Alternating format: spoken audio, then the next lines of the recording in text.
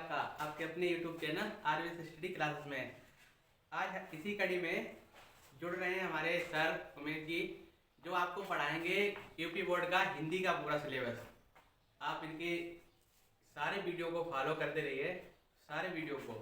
और आप जब भी पेपर होंगे यूपी बोर्ड के जो एग्जाम होंगे उसमें आप अच्छे नंबर हिंदी का जो पोर्शन है उसमें आप अच्छे नंबर ला सकेंगे। ठीक है, तो अब सर जी का देखो स्वागत करो। और पहला वीडियो आपका पढ़ रहा है, इन्हें ज़्यादा से ज़्यादा प्रोत्साहन करो और इससे कि ये आपको अच्छा पढ़ा सके, अच्छा आपको बता सके, जिससे कि आप जो भी आने वाली परीक्षाओं में। और हिंदी तो ऐसा सब्जेक्ट है कि इसका जो भी कंपटीशन होती है जिसमें हिंदी का पोर्शन होता है, तो शुरुआत तो हिंदी के साहित्य से ही होती है। ज़्यादातर क्वेश्चन अगर साहित्य से पूछे जाएंगे तो आपका जो यूपी बोर्ड का जो कोर्स सिलेबस है उसी से अधिकतर क्वेश्चन जो है पूछे जाते हैं। तो कहीं ना कहीं आप इन्हें ठीक से देखिए, ठीक से इनका रिवीजन करिए, पढ़िए, जिससे कि आपको अभी यूपी बोर्ड के अलावा जब भी आप कंपटीशन में बैठेंगे तो हिंदी में अच्छे नंबर ला सकेंगे। ठीक है, लीजिए सर जी, आप पढ़ाएंगे आपको। ठीक है सर, शुरू कीजिए। सभी स्टूडेंटों का स्वागत है आरवीएस स्टडी क्लासेज में। और आज हिंदी का क्लास चलेगा। जो हिंदी की जड़ जो है हिंदी के साहित्य के इतिहास से हुई है, आज वहीं से स्टार्ट करेंगे। और सभी लोग हमारा वीडियो सब्सक्राइब कर लें और देखते रहें। इंटर और हाई स्कूल के बोर्ड के पेपर में आपको बहुत इसमें महत्वपूर्ण योगदान होगा, ज़्यादा से ज़्यादा, क्योंकि हिंदी साहित्य में क्वेश्चन जो आते हैं वो इसी से आएंगे लगभग। और आज हम लोग भक्तिकाल से शुरुआत करते हैं। भक्तिकाल को दो भागों में बांटा गया है। नंबर 1 निर्गुण काव्यधारा और नंबर 2 सगुण काव्यधारा। और निर्गुण काव्यधारा और सगुण काव्यधारा को भी दो भागों में बांटा गया है, क्योंकि निर्गुण काव्यधारा को ज्ञान मार्गी और प्रेम मार्गी में बांटा गया है। क्योंकि ज्ञान मार्गी में हमारे मुख्य कवि जो हैं कबीरदास जी हैं, नानक जी हैं, रैदास जी हैं, दादू दयाल हैं, सुंदरदास हैं, रज्जम हैं। और जब हम कोई बात भगवान के की कहते हैं तो कुछ कवियों ने हमारा लिखा है ज्ञान के ऊपर, और कुछ कवियों ने ज्ञान को प्रेम के मार्ग से ले जाकर भक्ति का वर्णन किया है। प्रेम मार्ग में जायसी हैं, दादू दयाल जी हैं, इनका बहुत ज़्यादा योगदान रहा है। और सगुण काव्य धारा में ये भी दो भागों में बांटा गया है। इसको भी नंबर 1 राम भक्त काव्य धारा और नंबर 2 कृष्ण भक्त काव्य धारा। क्योंकि राम भक्त काव्य धारा में हमारा सबसे ज़्यादा योगदान तुलसीदास जी का रहा है।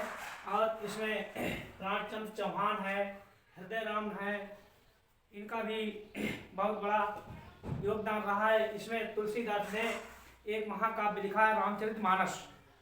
इससे जो है इन्होंने हिंदी को चरम सीमा पर पहुंचाया है और हिंदी को बहुत आगे बढ़ाया है। और इन्होंने गीतावली, दोहावली, विनय पत्रिका आदि कवियों की रचना की है। और हमारे नावादास के अलावा और कवि रहे हैं। नावादास ने भक्तमाल लिखा है और प्राणचंद्र चौहान ने भी बहुत अच्छा लिखा है। इसके बाद हमारे कृष्ण का भक्त शाखा में सूरदास जी का बहुत ज़्यादा योगदान रहा है। क्योंकि सूरदास ने ऐसा कृष्ण भगवान का जो वर्णन किया है, बाल लीलाओं का जो वर्णन किया है, वो आज तक उस वर्णन का जितनी कल्पना की जाए वो बहुत कम ही है, बहुत कम है। क्योंकि इन्होंने तो श्री कृष्ण भगवान के बचपन से लेकर इतने सुंदर सुंदर कल्पनाएं की हैं, इतना सुंदर सुंदर वर्णन किया है, जो हम आज हिंदी में पढ़ते चले आ रहे हैं। और जब तक पृथ्वी रहेगी तब तक सूरदास जी का हिंदी में योगदान रहेगा। जब तक सूर्य चांद रहेगा तब तक सूरदास जी का हमारे भक्ति काल में योगदान रहेगा। मीराबाई ने भी सूरदास को अपना स्वामी मान करके भी इन्होंने बहुत अच्छा वर्णन किया है। और रसखान ने भी रसखान जी ने भी कृष्ण भगवान का बहुत ज़्यादा ही वर्णन किया है। उनके बारे में जितना भी कहा जाए उतना भी बहुत कम ही है, क्योंकि सभी कवियों का योगदान भक्ति काल में रहा है। क्योंकि भक्ति काल ही हमारे शरण काल का योगदान है। भक्ति काल को हम शरण काल भी कहते हैं, क्योंकि भक्ति काल में ज़्यादा से ज़्यादा जितना सीखना मिला है इतना किसी और काव्य में नहीं सीखने को मिला है। क्योंकि सूरदास जी को पुष्टि का मार्ग भी इसी में कहा गया है। और जो जितना वर्णन इन्होंने किया है, तुलसीदास जी ने किया है, सूरदास जी ने किया है, जायसी जी ने किया है, कबीरदास जी ने किया है। कबीरदास ने एक बीजक रचना लिखी है और उसमें 3 भागों में लिखा है, संवत, समायनी, संवत और रामायणी। इसको जो है रामायणी, संवत और साखी 3 भागों में इसको लिखा है। और इसका जो है इन्होंने ज्ञान के ऊपर इतना भक्ति काल को आगे बढ़ाया है, जो आज भी हम सभी लोग भक्ति काल को पढ़ते आ रहे हैं। क्योंकि ये सब निर्गुण काव्य शाखा के कवि हैं। कबीरदास जी हैं, नानक जी हैं, राजदास जी हैं, दादू दयाल हैं, सुंदरदास हैं और रज्जबदास हैं। इन्होंने भक्ति काल को इतना आगे बढ़ाया है, जो कि भक्ति काल में हम लोगों को हिंदी में ज़्यादा से ज़्यादा सीखने को मिला है। इसके अलावा कुछ कवियों ने रीति काल काव्य को भी माना है, क्योंकि भक्ति काल जो है 1400 ईस्वी से 1700 ईस्वी तक चला है। 1400 ईस्वी से 1700 ईस्वी तक।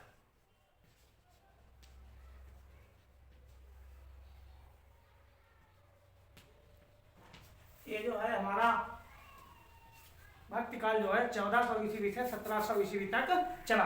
इसके बीच में हमारे हिंदी का बहुत पिछड़ापन था। उस समय जो हमारे हिंदी में पिछड़ापन था, ये कवियों का हिंदी में इतना योगदान रहा है कि इन्होंने हिंदी को बहुत ज़्यादा से ज़्यादा आगे बढ़ाया है। क्योंकि इससे जो है हमारी भाषा पर भी बहुत ज़्यादा प्रभाव पड़ा है। और जो हमारे कबीरदास ने लिखा है कि हम लोग ज्ञान से आगे बढ़े, क्योंकि इन्होंने कहा है कि हमें जो है भगवान को हृदय से मानना ही चाहिए। ऐसा नहीं कि हम मंदिरों में और मूर्ति पूजा से ही भगवान को माने, ऐसा नहीं है। जब तक हम हृदय से भगवान को नहीं मानेंगे तब तक मूर्ति पूजा में कोई महत्व नहीं होता है। इन्होंने मूर्ति पूजा का विरोध किया है। और इसके अलावा अब हम थोड़ा रीति काल भी बताएंगे आप लोगों को भाई।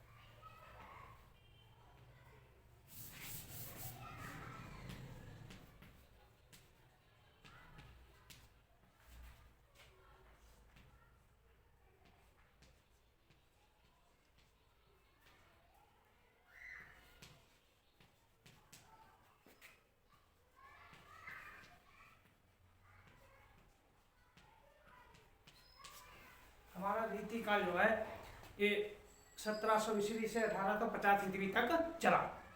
क्योंकि रीत काल जो है 3 भागों में बांटा गया है। नंबर 1 जो है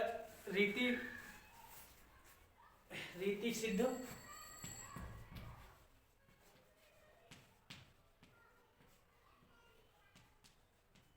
नंबर 2 रीतिबद्ध और नंबर 3 जो है रीति मुक्त।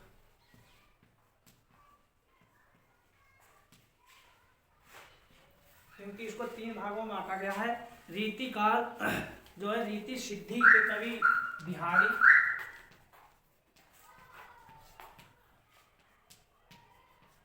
और रीतिबद्ध के जो हैं केशव सेनापति,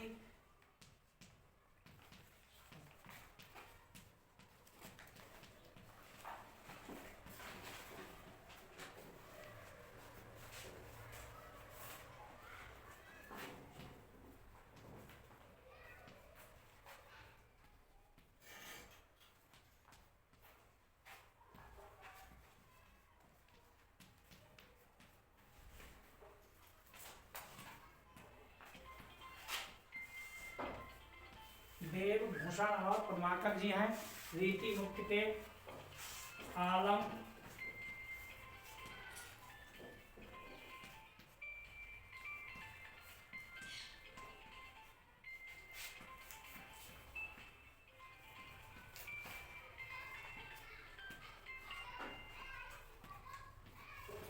बौद्धा था।